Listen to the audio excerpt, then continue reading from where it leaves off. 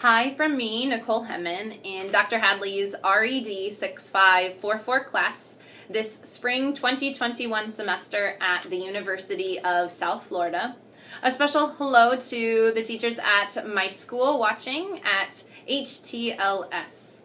I want to take a small slice of your time today to make a big impact on your teaching, especially your teaching in relation to reading and reading comprehension. It's been the visuals and the stories that have made a large impact for me this semester that I have taken into my classroom. Research does tell us that this type of emotional meaning-making process helps us to better comprehend and recall. So I'm inviting you to hear some stories, see some visuals. A lot of them relate to Miss Frizzle. I could put on a funky dress to make this more memorable for you, or her weird pair of heels, but that's a little too far out of my comfort zone. I asked some current 5th graders at my school what they would think if Miss Frizzle was their teacher, and they said a couple things like, "Save me," and "Those are the weirdest field trips ever." But when looking through the lens of a strategic reading teacher, Miss Frizzle is definitely onto something. She dives in. She dives in deep to the inner workings of the world. So we're going to begin here. We're going to cover 3 essential questions about cognition, comprehension, and content area reading. As we do, I invite you to listen closely. So here's our first question. It's, what is the role of the brain in reading comprehension? So let's begin. Imagine yourself as Miss Frizzle, but the driver's ed version. I don't think that version has ever been sketched up into a book or printed, but go with it. Imagine she's in a room full of students who need to learn to drive. Well, really, 2 researchers, Kelly Cartwright and Nell Duke, did kind of sketch this up for us. They sketched it up when they created a metaphor to make comprehension, what's going on in the brain, accessible, while also illustrating how complex and just complicated the process is for students. It's an illustration of driving. It's called the DRIVE model, standing for deploying reading in varied environments. I'll show you here. Researchers, right? No, that's my illustration, the DRIVE model. You'll know you found it when you've looked it up and you found an article looking like this, okay? So the DRIVE model down here and in its entire state. The reader is the driver in the vehicle. The ignition and gas would be reading motivation and engagement. The wheels being knowledge for decoding and word recognition. The tires being decoding and word recognition strategies. The destination being the reading purpose. The road types being text types. The text structure being traffic patterns, and so on, through a whole slew of road-relating and reading-related comparisons. This visual helps us to see that reading comprehension is complex for students. It does show the interrelatedness of the brain's workings, just to make meaning. And I can't say just to make without wincing, because it goes against the idea of how complex the job is for comprehending. To add more complexity to the brain, we understand that as students drive, they are using executive functioning. Right? This is the high-level thinking broken down into 3 main skills: working memory, inhibition, and cognitive flexibility. Think of a good reader or driver in our DRIVE model as one who is able to, 1, store and process information, 2, determine what of that information is actually important, and 3, multitask these skills and many more while reading. Whoa. Now we see that Miss Frizzle, our Wacky's driver's ed teacher, has some remarkable students in her class. I invite you to look at Cartwright and Duke's DRIVE model. You'll most likely walk away knowing that reading comprehension is complex, yet understandable. That means you have a complex job ahead of you as a teacher of reading. But there are tools that you have at your disposal to make that process occur. This leads us to question 2. How do we teach children to comprehend what they are reading? So our story here, a bit of a personal, uncomfortable story, so tune in, here we go, I'll share it. But your background information, if you need to know anything about me, it's that I am thoroughly a strategic person. I seek to do things right, I want them to be right, I always have been, I always will be. If you know anything about Enneagrams, I'm a 1 perfectionist, but I failed once. Okay, I failed multiple times, but one time in particular. It was 2nd grade. Little me, somewhat anxious, okay, a lot of it anxious about my developing reading skills. Am I a good reader? Am I not? I have to read more. I have to share my knowledge. I have to share it to myself, to my teacher, Mrs. Lipke. And this leads us to accelerated reader. This was the litmus test for reading, if I was a good reader or not. The specific time I'm recalling was at the end of a quarter, so a tangible prize was in sight too, right? If I could meet my reading goal. It was the last day of the quarter, to be exact, the final push to the prize. My purpose, read for a prize and to show how good of a reader I was. My mission, complete my goal today. My strategic plan, read a short book worth many points. Magic school bus, I knew. Read only the text though, neglect the pictures. Now you have to know that all of the rest of the books that I had read to that point were fictional, like Junie B. Jones and Cam Jansen. And you also have to know that the AR tests that I had taken were based on the right there textual information, right or wrong. Okay? I quickly read the text, page, done. Raced to the computer to take the quiz. First question, nailed it. Second question, what? Did I read that right? I reread it. I had no clue. Uh-oh. There was no backing out now. The quiz was started. I picked an answer and moved on. Next question. Again, what in the world? 10 questions completed. The results screen. Failed. I had no idea what I was going to tell Mrs. Lipke. Was I even a good reader? So looking back on this story, I understand that I should have read the whole thing. I failed the test because if you've ever picked up a Magic School Bus book, you know that there is information beyond the narrative on each page. Take a look. You have text, a main text story going through, but it's everywhere. There's information all over these pages. This core-shaking account of one moment in my formative years could lead us to discuss many errors in reading comprehension. I can't remember exactly how Mrs. Lipke responded, but I can guide us through models and strategies we can use as teachers for helping students comprehend. Let's first discuss the gradual release of responsibility model. Nice little graphic again. Right?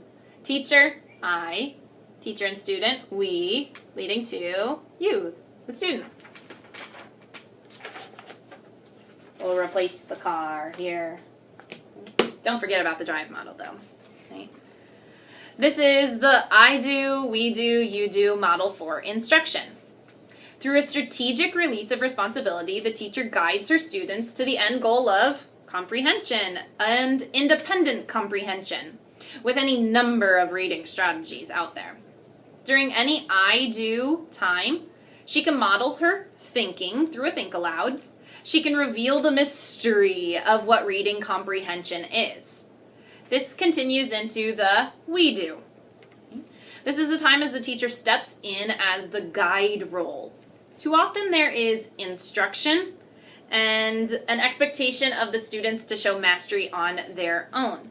But if we think back to the drive model and its endless connections to the processes the brain must perform, then we know that time must be dedicated in the we do, in the guiding.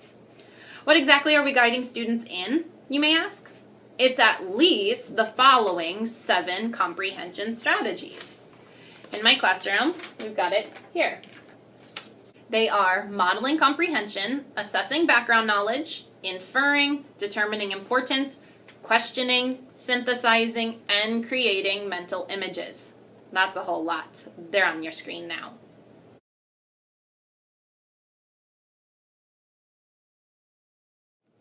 There is talk by researchers that these comprehension strategies are to be taught briefly, and that they are best taught in an overlapping manner. One researcher in particular calls them a bag of tricks, of which I think fits perfectly with the Miss Frizzle illustration. Imagine her showing up to class and asking her students to monitor their comprehension while they are reading. She might use the name clicks and clunks, like Keen and Zimmerman present. After modeling her own clicks and clunks while reading a challenging text, Miss Frizzle would guide her students through doing the same. After practicing, she'd have her students find a comfortable place in the room and have them keep reading. They're going to keep track of their clicks and clunks along the way, building this practice into their reading strategies toolbox. I'd invite you to take a closer look at these comprehension strategies in Keen and Zimmerman's book titled Mosaic of Thinking. Here they outline each while giving dynamic displays of think-alouds for each. You'll be ready to take their strategies and ideas straight to your classroom. I promise. So again, our role as Miss Frizzle is the driver's education teacher in our story. And in the gradual release of responsibility model, we instruct, model, guide, assess, tune up, and encourage our readers, our drivers. This is a cycle that occurs day in and day out. Where we enter that cycle on any given day is informed by our listening of our students and reading what they are writing. This means observing our students. The job, however, does get even more complex when we consider each unique student. As in the drive model, there are unique drivers and various cars. No two students are alike. But this is a good complexity. Psalm 139 says that we are fearfully and wonderfully made. God formed us in that secret place. He wove us together in the depths of the earth. This poetry in the book of Psalms, it's vivid. Imagery of being not only intricately made by our Creator, but known and individual. Our role as a teacher is to support that, so differentiation will be your best friend. Each reader is struggling for different reasons. The one-size-fits-all just is not the right tool. It doesn't have to be overwhelming, though, because we find our answer in the final question. Question number 3. How do we ensure students comprehend word and world? For this, we need to explore options like Readers and Writers Workshop, small groups, invitational groups, text sets, scaffolding, and tiering. Not the crying tears, which you may see from some of your students who just aren't comfortable yet being pushed to drive their car. These are great areas of future exploration, but for now I'll guide us through scaffolding and quad text sets. Here's where I have to briefly conclude my 20-plus year vendetta against the Magic School Bus series. So our story here again. After that horrific day of failure on Accelerated Reader, I never was interested in reading Magic School Bus books. I definitely still enjoyed the show, because who wouldn't? And I think back and think that I never did pick up another Magic School Bus book to read on my own until I had the inspiration for the visual in this video for us today. So being a bit more emotionally stable as a reader at this point in my life, I knew that I needed to go back to one of the books for research purposes. And I'll be 100% honest. As a teacher, it was overwhelming. As a reader, it was overwhelming.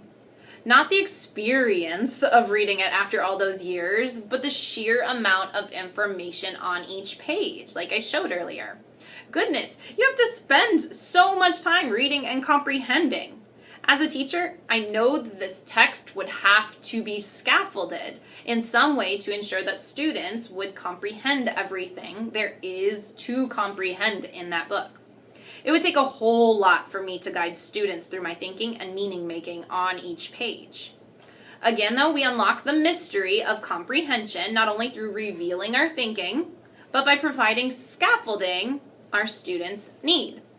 It's a time to stretch students higher with more complex text, since you are there to guide them. We're guiding them. Quad sets are a type of text set that can be used to scaffold towards a complex text. They require the teacher to find the following. There's 4. A visual or video to activate background knowledge, informational text to build more knowledge, an accessible text to help make connections, and finally a challenging target text. This builds the base for your students, the base that they need to comprehend at higher levels that may have not been afforded to them before. Other opportunities to ensure students comprehend may come from you rearranging your basal. You could compound the fictional text all in a row, the text structures that are used in each of them, or you could construct a unit around a specific theme. Purposefully and authentically taking these steps will ensure that students are motivated and engaged. These are 2 areas of the drive model, the ignition and the gas. Any educated individual would scoff if they were to hear that the ignition and the gas weren't present in a car. You can't go anywhere. So you can't go anywhere in reading without the motivation and engagement too. So in conclusion of all these visuals and stories, reading comprehension is just one big weird field trip with Miss Frizzle. Because while her field trips may seem improvisational, they are strategic and structured. And so is your teaching. Of course, the moments of improv are so rewarding when you've been working so hard to teach strategic reading. Because when that 3rd grader with ADHD calls out while you're reading a poem, it's using personification for the clock. Or when that girl who is bound and determined to focus only on her social status as an 8-year-old says that word contrary. That must make you a drama queen. You know as a teacher that these are the moments to be lived in. Reading is about creating a setting in which you and your students can find and create true pleasure in an infinite world of 26 letters. This comes from reading aloud, exploring quality authors, sharing a common language like clicks and clunks. Chris Van Allsburg, Jumanji, we've got The Sweetest Fig back here, and then also The Mysteries of Harris Murdoch. The students have enjoyed this author, quality books, we need them. But the real job for you as a teacher comes from time studying these models and strategies. As Keene and Zimmerman say, they're the authors of Mosaic of Thought, they say, you are the CEO, the chief example to others. So here's my challenge to you, CEO. Pick an idea from today's video and explore it. It could be Cartwright and Duke's drive model, or it could be the 7 comprehension strategies outlined beautifully in Keene and Zimmerman's Mosaic of Thought. It could be the gradual release of responsibility model or quad sets. It's my prayer that as you study it, you find strategies to making the complexities of reading accessible for your students. So I'll leave you with these last words from Keene and Zimmerman. I'm telling you, read their books. They're true wordsmiths. They say, finally, and perhaps the most important, remember that you are giving your students an enormous gift as they learn to read and enjoy the reading journey. This is truly a gift that lasts a lifetime and continues to enhance and expand the lives of your students. Take a little pressure off yourself. When you enter your classroom, tell yourself how lucky you are to be in a profession that has the potential to influence lives in such a positive and long-lasting way. You can make a profound difference. Let the comprehension strategies help you to open your students' minds and hearts. And always remember, joyful reading. I know a lady like that.